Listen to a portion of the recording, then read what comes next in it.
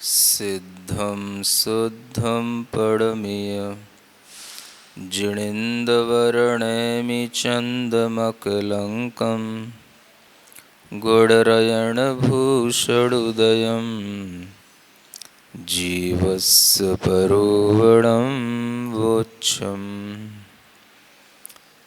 गोमट्टसार जीवकांड ग्रंथराज में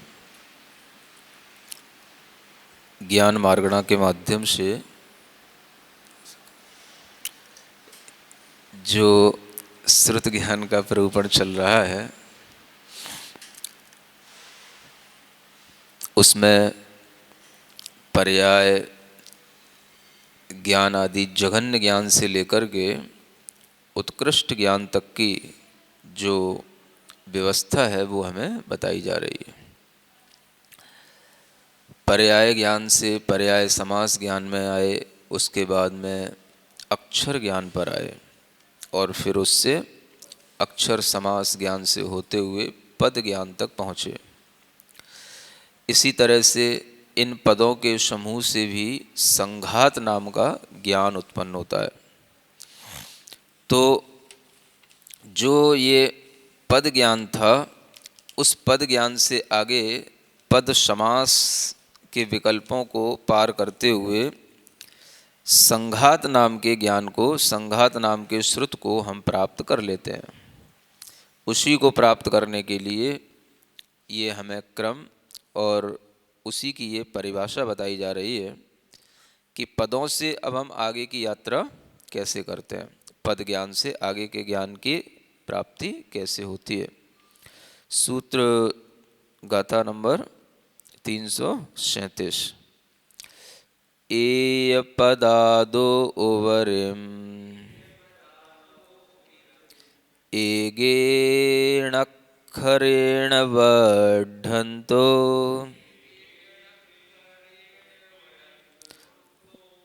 संख्यज्य सहस्रपदे ऊढे संघादनाम सुदम। हाँ, ये कहते हैं कि एक पदादो ओवरिम, जो पद बताया था ऊपर, जिसमें पद में कितने अक्षर होते हैं बताया गया, 16 से 34 करोड़ इत्यादि। तो उस पद से ऊपर एक एक अक्षर की आप वृद्धि करते चले जाएं और ऐसी वृद्धि करते हुए संख्यात 1000 पदों के निकल जाने पर, ऊपर हो जाने पर, ऊढ़े माने ऊर्ध्व माने ऊपर की ओर या उपरिम स्थान में पहुंच जाने पर संघात नाम सुधम, संघात नाम का श्रुत ज्ञान होता है। तो इससे हमें ये समझना है कि इसमें जो प्रक्रिया दी हुई है वो प्रक्रिया एक एक अक्षर को बढ़ते हुए आगे चल रही है। पद में जो पद के अक्षर हैं उनमें जब हम एक एक अक्षर बढ़ाते चले जाएंगे तो बढ़ाते बढ़ाते जहाँ पर वह अक्षर एक तरह से दूने हो जाएं, है ना, फिर तिगुने हो जाएं, फिर 4 गुने हो जाएं, इस तरह से बढ़ते बढ़ते वह संख्यात 1000 पद जब बन जाएंगे तब जाकर के संघात नाम का वह श्रुत ज्ञान कहलाएगा। हाँ? और उस संघात से पहले, यानी संघात में एक अक्षर कम और पद से एक अक्षर ज्यादा, ये सभी विकल्प कहलाएंगे पद समास। तो पद समास में एक अक्षर की वृद्धि करते ही क्या आ जाएगा, संघात आ जाएगा। पद समास जहाँ पूर्ण होगा उसी में एक अक्षर की वृद्धि करेंगे तो वह संघात नाम का श्रुत ज्ञान आ जाएगा। अब ये जो संघात नाम का श्रुत ज्ञान होता है, एक तो यह भाव श्रुत है जो बताया गया था, हमारा क्षयोपसम बढ़ रहा है, उस क्षयोपसम की वृद्धि होने पर हमें इस तरह से अक्षर ज्ञान की प्राप्ति होगी। तो भाव श्रुत के साथ हमें उस भाव श्रुत का पता कैसे पड़ेगा कि हमारे अंदर ये भाव श्रुत है, तो उसके लिए द्रव्य श्रुत भी होना आवश्यक होता है। तो जो भी हमारे सामने द्रव्य श्रुत होगा वह कितना होना चाहिए, तो संघात नाम का एक क्षयोपम हमारे ज्ञान में होगा। तो उसके लिए आचार्य कहते हैं कि शास्त्रों में गति मार्गणाओं के माध्यम से गतियों की निरूपणा की जाती है, तो उनका विस्तार काफ़ी कुछ होता है। 4 गतियां हैं, उन 4 गतियों में से एक गति का पूर्ण विस्तार करने के लिए जितने पदों का आलम्बन लेना पड़ेगा या जितना हमें वर्णन हमारे ज्ञान में आएगा, वह संघात नाम से जाना जाएगा। कितना? एक गति का पूरा वर्णन करने के लिए भी इतने पदों के माध्यम से संघात नामक श्रुत ज्ञान होगा। तो द्रव्य श्रुत जो संघात नाम का होगा वो कितना हमारे लिए बताने वाला होगा, कितना द्रव्य श्रुत का ज्ञान कराने वाला होगा, तो एक गति संबंधी सारा ज्ञान देने वाला वह द्रव्य श्रुत होगा। तो वह उसी के अनुरूप क्षयोपम होगा, तो वह भाव श्रुत भी हमारे अंदर इसी रूप में होगा। तो वही चीज आगे कहते हुए अब इस संघात से भी आगे कौन सा ज्ञान आएगा? प्रतिपत्ति नाम का ज्ञान। कौन सा? प्रतिपत्ति। तो उसी को आगे पढ़ने के लिए 338 नंबर की गाथा पढ़ते हैं। एक दर गदि निरूवय संघाद सुदादु उवरि पोवं वा वंडे संख्ये ज्यो वा। संख्येज्य संघात का सम तक पढ़ना पड़ेगा। वंडे संख्येज्य संग घादे उड्ढम्मि पड़ेवत्ति। कहते हैं एक तर गति निरूपण संघात सुदादु। ये आ गया ना कि एक गति का, एक तर माने कोई भी एक गति, 4 गतियों में से एक गति का निरूपण करने वाला जो संघात नाम का श्रुत है, उससे ऊपर आगे बढ़ो। पुब्बम बा माने पहले की तरह, यानी एक एक अक्षर की वृद्धि करते हुए आप आगे बढ़ते जाओ। वंडे संख्येज्य है ना, इस तरह से जब ये वर्णों की वृद्धि होती चली जाएगी पहले की तरह, तो उसमें पद भी बढ़ेंगे, है ना। और इस तरह से पद बढ़ते हुए ऐसे संख्यात 1000 ये पदों की वृद्धि हो जाने पर संघादे उड्ढम्मी, संघात से ऊपर पड़िवत्ति प्रतिपत्ति नाम का श्रुत ज्ञान आ जाएगा। ठीक है, जैसे पद से संघात की तरफ गए थे, ऐसे ही संघात से ऊपर का ज्ञान कौन सा है? प्रतिपत्ति। तो संघात ज्ञान में एक एक अक्षर को बढ़ाते हुए, एक एक पद को बढ़ाते हुए जब हम चलते चले जाएंगे और संख्यात 1000 वर्ण और पद उल्लंघन कर जाएंगे, तब जाकर के प्रतिपत्ति नाम का ज्ञान उत्पन्न होगा। और वह प्रतिपत्ति ज्ञान में एक अक्षर कम रखेंगे तो वह संघात समास कहलाएगा, और वह संघात समास में ही हम एक अक्षर जोड़ देंगे तो वह प्रतिपत्ति ज्ञान के लिए हो जाएगा। ठीक है, यह इसका आगे आगे बढ़ने का क्रम है। तो ये क्षयोपम बढ़ता जा रहा है ना। बहुत बहुत पदों को, अक्षरों को जानने का, है ना, उन्हें याद रखने का, उन्हें कहने का, ये सब क्षयोपम होता है जो इस ज्ञान के साथ बढ़ता चला जाता है। माने श्रुत ज्ञान ये वृद्धिंगत है, ये सब श्रुत ज्ञान के ही भेद हैं। तो प्रतिपत्ति नाम का जब श्रुत ज्ञान होगा तो उससे हमें क्या प्रूपण करने को मिलेगा? तो इसमें इतना वर्णन आ जाएगा कि हम 4 गतियों का निरूपण इसमें कर लेंगे। मतलब 4 गति संबंधी विषय जितना श्रुत के माध्यम से लिखा जा सकता है, वह सारा का सारा श्रुत इस प्रतिपत्ति नाम का श्रुत कहलाएगा। और उसको याद करने का, समझने का, ग्रहण करने का जो क्षयोपम होगा वो कहलाएगा प्रतिपत्ति नाम का श्रुत ज्ञान। ठीक है, तो ऐसा ये प्रतिपत्ति। फिर इस प्रतिपत्ति के भी आगे आएगा अनुयोग नाम का श्रुत ज्ञान। कौन सा? अनियोग। वो भी इसी क्रम से चलेगा। गाथा 339। चौगई सरूवरूव,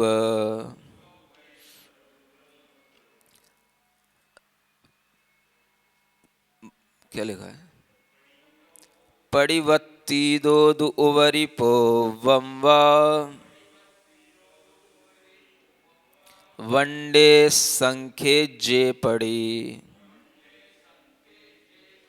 वत्ती उड्ढम्मि अणियोगम। है ना? अब इसमें कहते हैं चौगई सरूव रूव पड़िवत्ती दो। चार गतियों के स्वरूप का जो बताने वाला ज्ञान है वह प्रतिपत्ति नाम का ज्ञान था।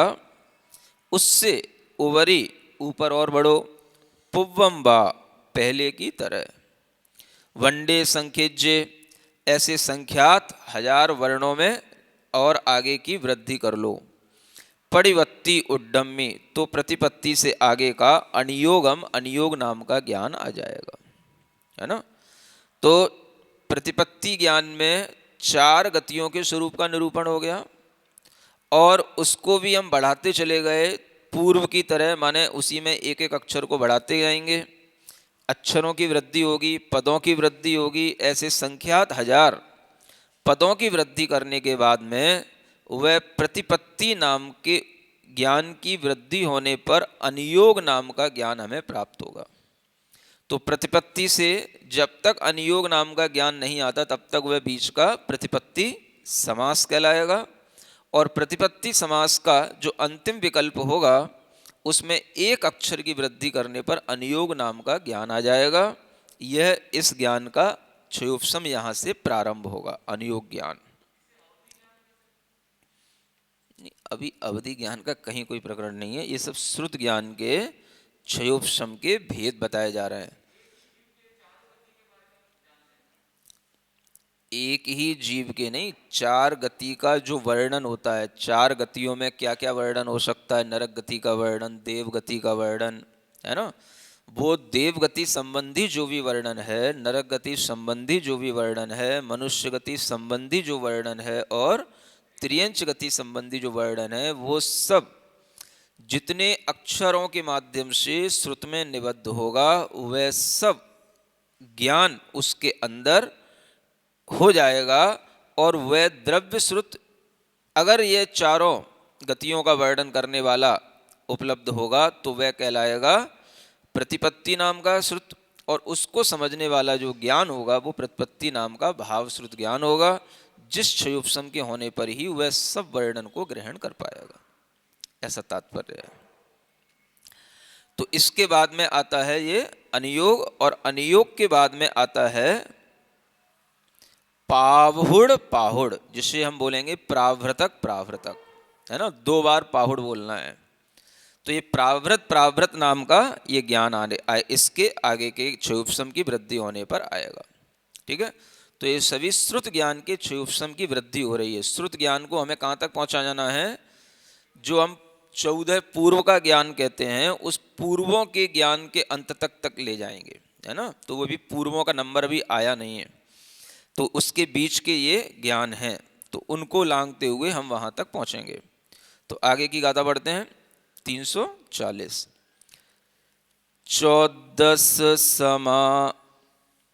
14 मग्गड़ संजुद, अणियोगादुवरि वड्ढिदे वंडे,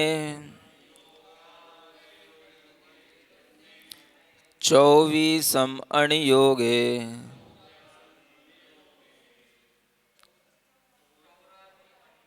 चौरादि अणियोगे, दुग्वारम पाहुड़म होदि। है ना? अब ये कहा गया कि 14 मग्गण संजुद अणियोगद ओवरी, है ना? अब देखो, प्रतिपत्ति नाम के ज्ञान में तो हमने 4 गतियों का ज्ञान तक का क्षयोपशम प्राप्त कर लिया था। अब जब अनियोग ज्ञान का क्षयोपशम हो जाएगा तो हमें 4 गति का मतलब तो ये हो गया, एक मार्गणा का ज्ञान हुआ, गति मार्गणा का ज्ञान। ठीक है ना। मतलब एक मार्गणा में जो वर्णन आएगा चारों गतियों का वह ज्ञान हमारे अंदर आया, लेकिन जब हमें 14 मार्गणाओं का पूरा ज्ञान हो जाएगा तो वह अनियोग नाम का श्रुत ज्ञान कहलाएगा। फिर उससे भी ऊपरी जब हम ऊपर बढ़ेंगे, वंडे वड्डे वंडे, एक एक वर्ण को वर्धित करते चले जाएंगे, तो चौर आदि अनियोग, 4 आदि अनियोगों के होने पर दुगवारम पाहुड़म अर्थात प्राभृत प्राभृत, ऐसे 2 बार बोलना है, ये हो जाएगा ज्ञान, है ना। इस ज्ञान की संज्ञा क्या है? प्राभृत प्राभृत। तो ये प्राभृत प्राभृत नाम का ज्ञान अनियोग ज्ञान के ऊपर वृद्धि करते करते अनियोग समास के सभी विकल्पों को पार करके एक एक अक्षर की वृद्धि करते करते पद संघात आदि ये सभी वृद्धिंगत होते होते उसी क्रम से जब चलते चलते यह संख्यात 1000, है ना, पदों को संघातों को उल्लंघन कर जाएगा, तब जाकर के यह प्राभृत प्राभृत नामक ज्ञान की उत्पत्ति होगी।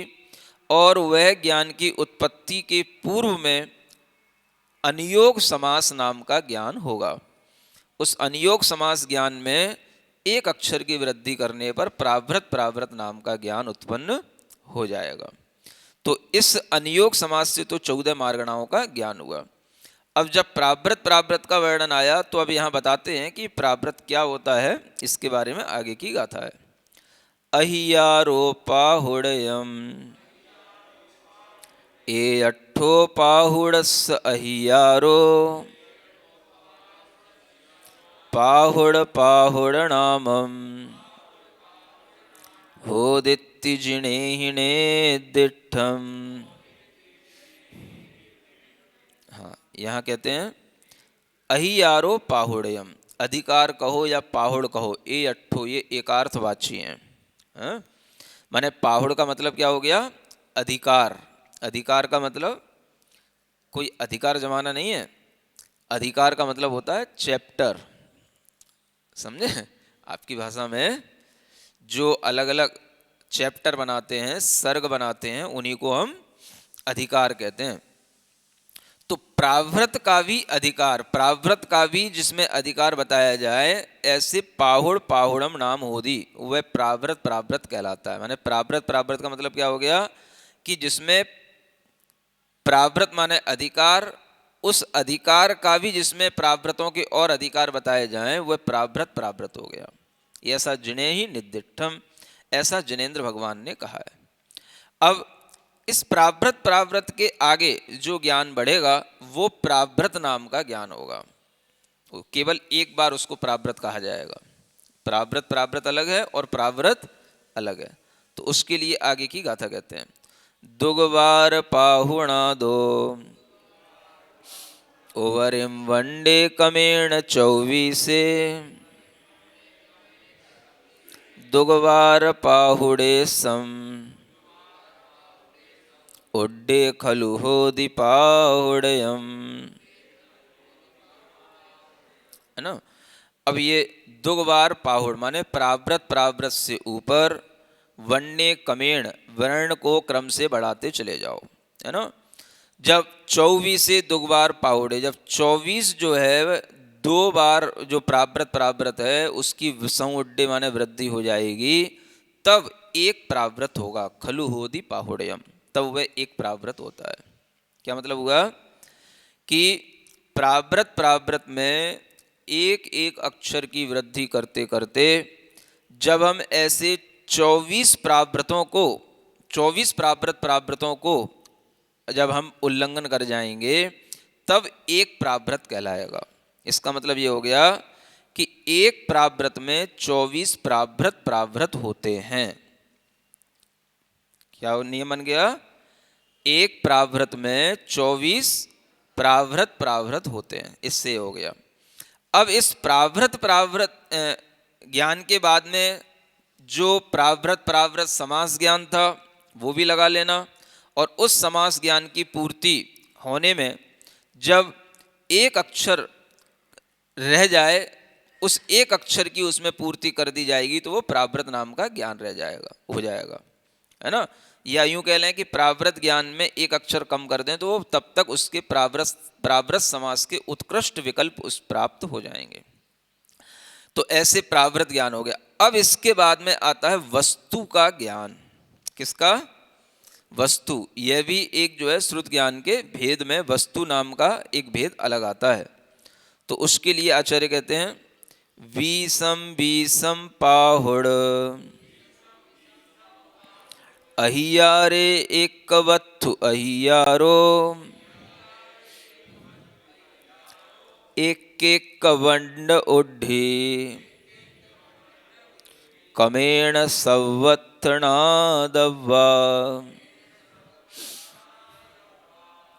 क्या कहते हैं? बीसम बीसम, है ना, 20-20 या 2 बार कहा गया है, लेकिन उसको बार बार कहने का अर्थ भी एक ही बार समझना है, क्योंकि पाहुड़ अय्यारे जो प्रावृत के अधिकार हैं उनमें एक वस्तु का अधिकार हो जाता है।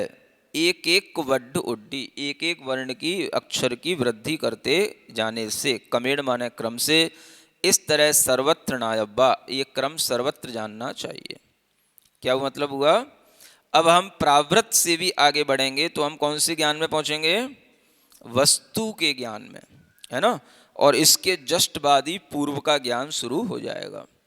तो ये यहाँ ये कहा जा रहा है कि 20 प्रावृत जब हो जाएंगे तब एक वस्तु का अधिकार आएगा, है ना। एक एक अक्षर की वृद्धि करते करते आप जब मतलब पद, संगात, प्रतिपत्ति, अनुयोग सभी की ये वृद्धि हो जाएगी। प्रावृत प्रावृत फिर प्रावृत आएगा, ऐसे 20 प्रावृतों की जब वृद्धि हो जाएगी तब जाकर के एक वस्तु बनेगी। यानी एक वस्तु में 20 प्रावृत होते हैं, ये भी आपको नियम ध्यान में रखना है। क्या कहा? एक वस्तु में 20 प्रावृत और एक प्रावृत में 24 प्रावृत। ठीक है ना। इतना भी श्रुत ज्ञान हो जाए तो बहुत है। तो ये वस्तु ज्ञान तक हम पहुंचे। अब वस्तु के बाद में जब हम ये पहुंचते पहुंचते क्रम से वृद्धि करते चले जाएंगे तो ये भी वस्तु समास तक चली जाएगी, और वस्तु समास के बाद में फिर पूर्व का ज्ञान शुरू होगा। तो ये जो एक एक अक्षर की वृद्धि का क्रम है, ये ऊपर जितने भी हमने ज्ञान के भेद थे उन सब में लगाना है। मतलब यहाँ अंत में इसलिए ये कह दिया है कि ये क्रम वृद्धि अक्षर की, पद की, संघात की करते करते क्रम से आप सर्वत्र इस तरह से इन ज्ञान के विकल्पों को बढ़ाते चले जाएं। अब आगे कहते हैं 3 गाथाओं में 14 पूर्वों के बारे में जानकारी दी गई है। 10, 14, 16, 18 रसयं वारं च बारसोलं च 20, 30 पन्ना रसम च 10 चदुसुवत्थूणम्।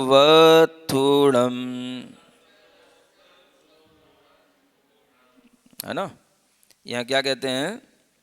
यह जो 14 चदुसु, 10 चदुसु, अच्छा, वत्थूणम माने वस्तुओं में, जो अभी हमने वस्तुएं निकाली थी, अब इन वस्तुओं में इतने इतने हमें भेदों के साथ में पूर्व ज्ञान प्राप्त होगा। कितने? 10। पहले कितनी संख्या है? 10, फिर उसके बाद 14, फिर 8, फिर 18, 18 से हम 12, 12, 12 च फिर 12, 12 फिर है ना 2 बार, फिर उसके बाद 16, फिर 20, फिर 30, फिर 15 माने 15, और 10 चदुसु माने 10 को 4 बार लेना, है ना। तो 10, 10, 10, 10, ये कितने हो गए? ये सभी 14 संख्या, 14 बार हो गए ना। संख्याएं सभी कितनी हो गई हैं? 14 बार की संख्याएं हो गई। माने 14 पूर्वों के लिए क्रम से संख्या बताई गई है। अब जो 14 पूर्व के नाम क्या हैं? उन 14 पूर्वों के भी ज्ञान की वृद्धि जो अंत तक होती है वो इन्हीं प्रकार की वस्तुओं के आधार से होगी। तो उसके लिए इन 2 गाथाओं में 14 पूर्वों के नाम बता करके उस ज्ञान के विकल्प बताए जाते हैं। उपाय पुव्वगाणीय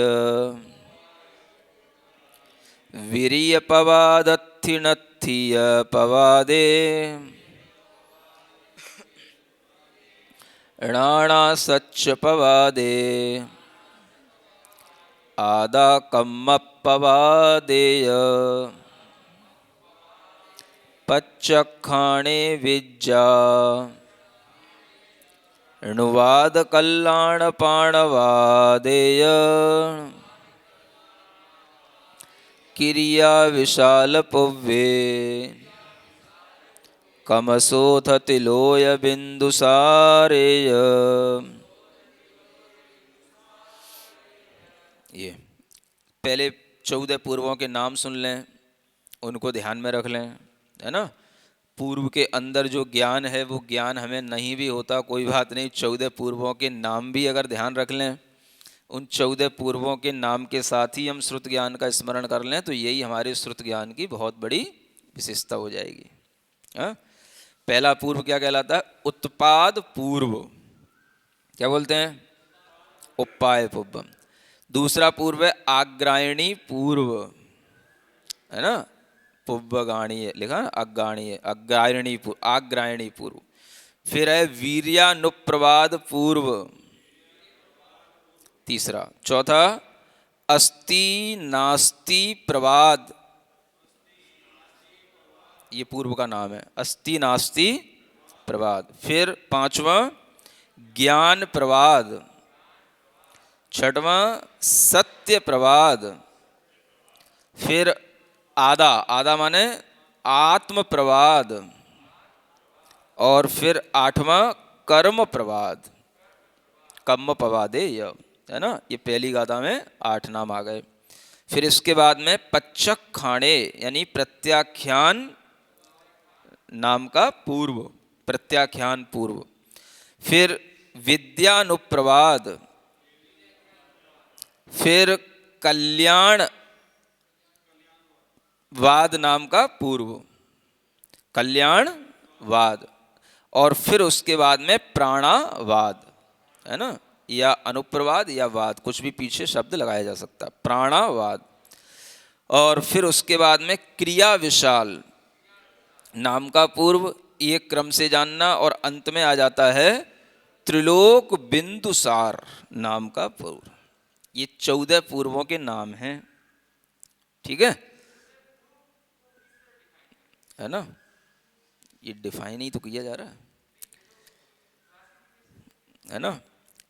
ज्ञान का क्षयोपम बढ़ते बढ़ते जब हम पूर्व ज्ञान तक पहुंच गए, आपको त्रिलोक बिंदुसार नाम का ज्ञान हो गया, माने आपको पूरा श्रुत ज्ञान हो गया, आप श्रुत केवली बन गए, ठीक है ना। इतना ये क्षयोपम बढ़ता बढ़ता हुआ रहता है। तो ये जो ऊपर 344 नंबर की गाथा में 10, 14, 8 ये जो बताई थी, ये वस्तुओं की संख्या बताई थी, है ना। तो इतनी वस्तुओं के कारण से ये पूर्व आगे आगे बढ़ जाते हैं। ऐसा समझना जैसे कि उत्पाद पूर्व में 10 वस्तुएं हैं, है ना। तो इसका मतलब ये है कि उत्पाद पूर्व की 10 वस्तुओं का उल्लंघन करके उत्पाद नाम का जो समास ज्ञान चलता रहेगा, उसके बाद में आग्रायणी पूर्व आएगा, उसके क्षयोपम शुरू होंगे। फिर वो आग्रायणी पूर्व में 14 जो वस्तुएं होंगी, उतने ज्ञान, उतने अक्षरों प्रमाण उसका उल्लंघन करके फिर जो है वीर्यानुप्रवाद पूर्व आएगा। फिर उसमें 8 वस्तुएं होंगी, उसमें 8 वस्तुओं संबंधी जितने अक्षर पद वगैरह होंगे उतना उल्लंघन करने के बाद में फिर अस्ति नास्ति प्रवाद आएगा, ठीक है ना। यही क्रम आगे आप त्रिलोक बिंदुसार नाम के 14वें पूर्व तक जानना, जो उत्कृष्ट क्षयोपम को लिए हुए रहता है, ठीक है। तो यह पूरे द्वादशांग का जो अंतिम छोर है वहां तक के ज्ञान के ये क्षयोपम बता दिए गए, है ना। तो पूर्व जो होते हैं ये सबसे अंत में होते हैं, और इन 14 पूर्वों को ही हम द्वादशांग के साथ में जोड़ करके बोलते हैं। 12 अंग और 14 पूर्व, ये समस्त श्रुत ज्ञान कहलाता है ना। यद्यपि 12 अंग कहने से भी पूरा हो जाता है, क्योंकि ये 12वें अंग का ही भेद है, लेकिन फिर भी इसका विस्तार इतना अधिक है कि इसे अलग से कहना होता है। नहीं, जो 11 अंग 14 पूर्व बोलते हैं वो तो अधूरा बोलते हैं, है ना। अगर आप, क्योंकि 11 अंग 14 पूर्व कहने से पूरा द्वादश अंग नहीं आएगा, उसके कुछ भेद रह गए, क्योंकि 12वां जो अंग था उसके कुछ भेद होते हैं, उसमें पूर्वगत, चूलिका, प्रथमान योग आदि भेद होते हैं। तो उसमें केवल पूर्वगत भेद के हमने 14 पूर्व बनाए, जो उसकी चूलिका आदि के जो भेद रह गए वो तो छूट ही गए, तो द्वादश अंग पूरा नहीं हुआ। जिन्होंने 11 अंग 14 पूर्व बोला उन्होंने पूरा श्रुत ज्ञान नहीं बोला। तो पूरा श्रुत ज्ञान तभी कहलाएगा, या तो आप पूरे द्वादशांग कह दोगे तो आ जाएगा, अथवा 12 अंग और 14 पूर्व बोलोगे तो आ जाएगा, है ना। तो इस तरह से यह हम श्रुत ज्ञान के अंतिम छोर तक पहुँचे। श्रुत ज्ञान का अंतिम विकल्प तक हमने जो क्षयोपशम था वह क्षयोपशम कैसे बढ़ता जाता है ये ज्ञान किया। अब इसी की कुछ और विशेषताएं जो होंगी वो आगे बताई जाएंगी। ठीक है, आज के लिए काफ़ी हो गया है।